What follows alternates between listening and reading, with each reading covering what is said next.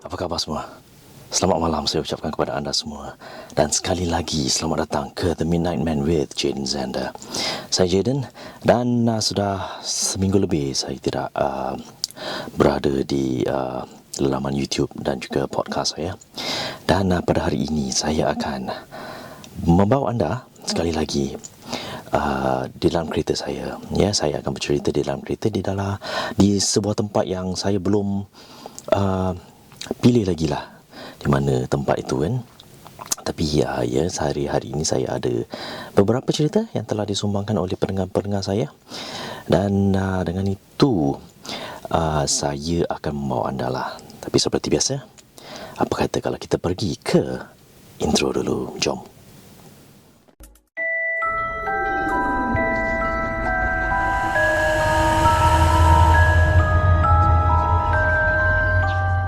Sekali lagi saya ucapkan selamat datang kepada anda semua ke The Midnight Man with Jaden Zander. Saya Jaden dan saya telah memandu tadi dan saya telah sampai ke salah satu destinasi saya lah. Saya memang sebenarnya tak tahu mana nak pergi, tapi saya memilih tempat ini. Tempat ini di atasnya ialah Old Changi Hospital. Dia punya A&E. Tapi saya berada di bawah lah kerana saya seorang pada hari ini dan saya tidak beranilah untuk naik atas dan bercerita di atas seorang diri. Jadi saya telah park lah di bawah. Dan di sini saya akan berceritalah dua cerita. Salah satu cerita daripada saya, koleksi saya, dan satu daripada perkongsian salah seorang pendengar saya, iaitu Rosli. Saya akan pergi ke cerita yang pertama, iaitu cerita daripada Rosli.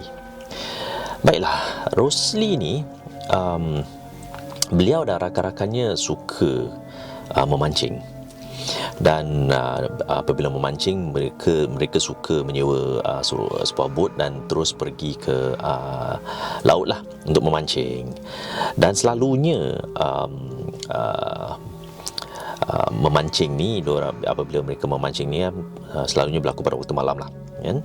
Jadi pada satu hari inilah Rosli dan rakan-rakannya telah bercadang untuk pergi memancing. Seperti biasa, hobi mereka lah seperti biasa, dan mereka telah menyewa sebuah bot. Ya, dan tibalah hari yang mereka janjikan untuk pergi ke laut untuk memancing, dan mereka telah bertemu di salah satu tempat yang telah ditetapkan. Dan apabila sampai, mereka pun naiklah bot dan keluar ke laut dan mula memancing. Pada malam itu dikatakan oleh Rosli memang boleh tahanlah penangkapan diorang, ikan-ikan lah kan. Dan dikatakan juga mereka pun ada juga berehat, dan salah satu benda yang misteri lah terjadi ketika mereka berada di dalam bot dan berada di laut. Ya, ceritanya begini. Okey, setelah mereka memancing ni, jadi mereka pun penat lah, dan penat pun, jadi pun mereka pun pergilah berehat di dalam kabin. Dan kabin dalam bot tu ada kabin, dan di dalam kabin ni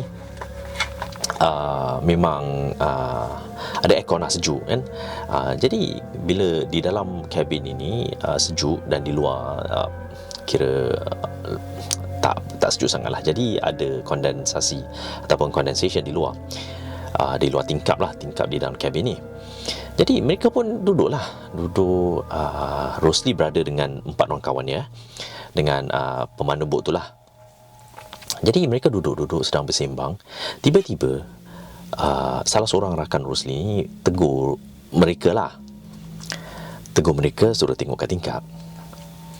Jadi semua ni mengalihkan pandangan mereka ke tingkap.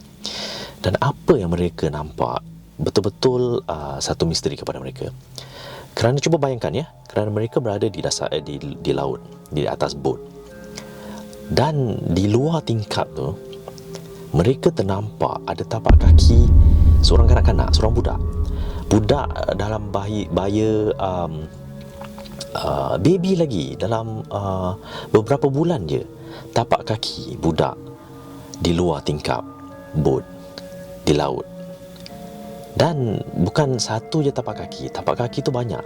seperti ada bayi yang sedang berjalan di luar tingkap. Bayangkan berjalan di luar tingkap, bukan di atas bot ya, berjalan di luar tingkap. Tapak kaki dia. Itu yang memeranjatkan mereka. Tapi mereka seperti orang-orang yang biasa ke laut lah. Mulut memang tak boleh celupar. Jadi mereka pun buat bodoh je lah. Memang mereka semua nampak, tapi mereka buat bodoh je kerana tak mau tegur ya. Dan tidak ada apa-apa perkara yang lain lah terjadi selain daripada penampakan kaki budak-budak berada di luar tingkap di atas bot mereka. Itulah cerita yang pertama daripada Rosli. Memang seram lah. Apabila saya membaca cerita daripada Rosli ni, saya rasa gerun jugalah kerana saya cuba bayangkan, dan di dalam kepala otak saya ni lah kan, memang saya bayangkan macam kaki budak luar tingkap. Pelik kan, di laut, di atas bot. Memang betul pelik. Dan yalah, untuk anda semua yang di luar sana yang suka memancing di laut, kalau ada apa-apa penampakan, memang betul lah kan, mulut jangan celupar. Dan yalah itulah cerita pertama daripada saya. Satu perkongsian daripada salah seorang pendengar saya bernama Rosli. Dan sekarang saya akan berehat buat seketika, dan kita akan kembali dengan cerita yang kedua daripada saya.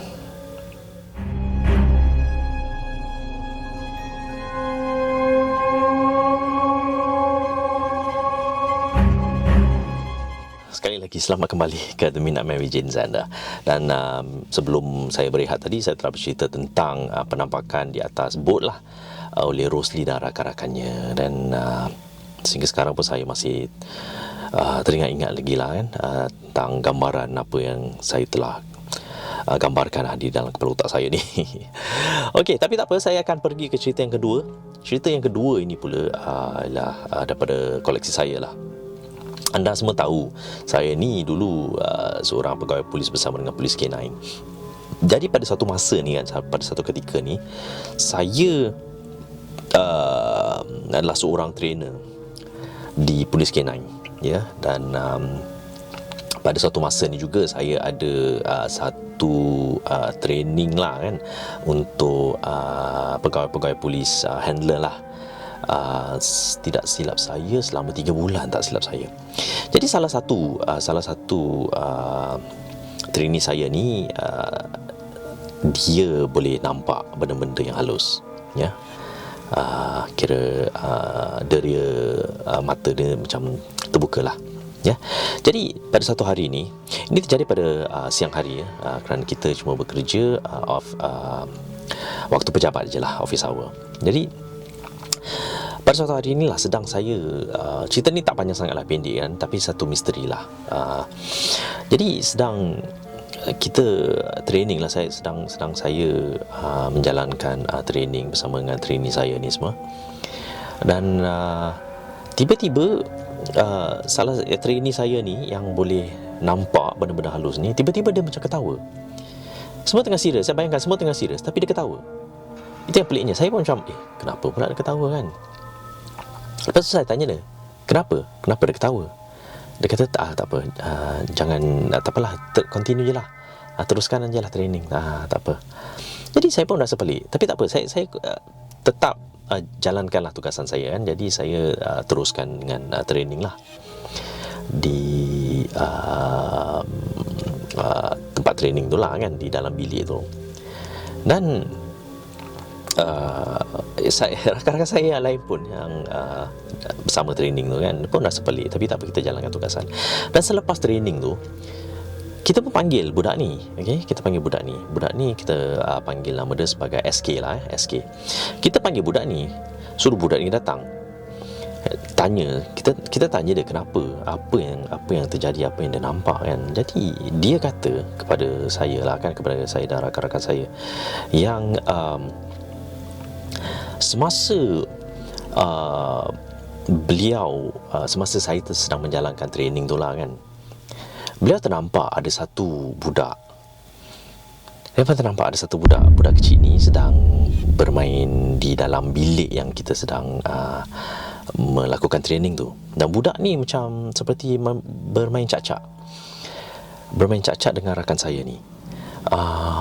Jadi itulah yang buat rakan saya ni ketawa, budak ni ketawa, trainee saya ni, SK ni ketawa. Jadi saya pun rasa pelik lah.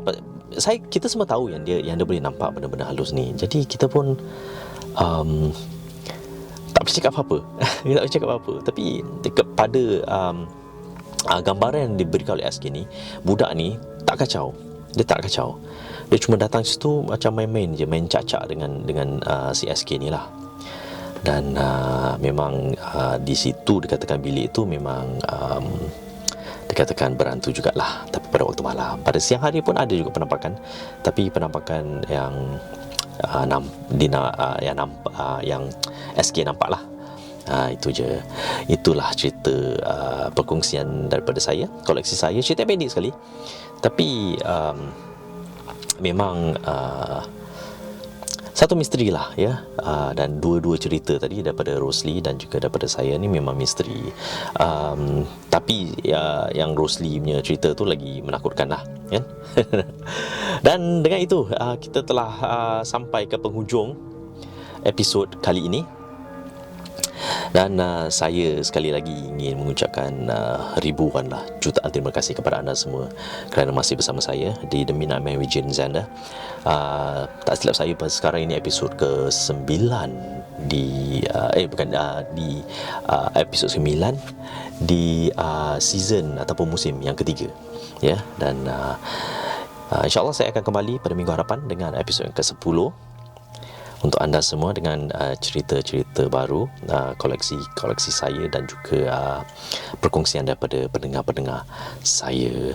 Kemana saya akan pergi pada minggu hadapan saya tak tahu lagi, belum tahu lagi. Mungkin saya akan pergi jauh sikit daripada Changi, di satu tempat lah yang dikatakan betul-betul angker, penampakan betul-betul nampak di depan muka, di depan mata. Itu belum tahu lagi lah. Kalau saya seorang diri mungkin tidak, kalau berdua atau bertiga mungkinlah saya akan pergi ke tempat itu ya. Jadi dengan itu, kepada anda semua jangan lupa untuk subscribe, share, like dan juga komen. Dan juga kepada anda semua jangan lupa untuk tekan tombol lonceng tu ya, supaya anda akan dapat notifikasi apabila saya menaikkan cerita-cerita yang dikongsi ya. Dan juga jangan lupa jikalau anda ada cerita-cerita yang ingin anda sumbangkan kepada saya, silalah email kepada saya di alamat email yang tertera di bawah ya. Dan dengan itu saya, Jane Zander, mengucapkan selamat malam.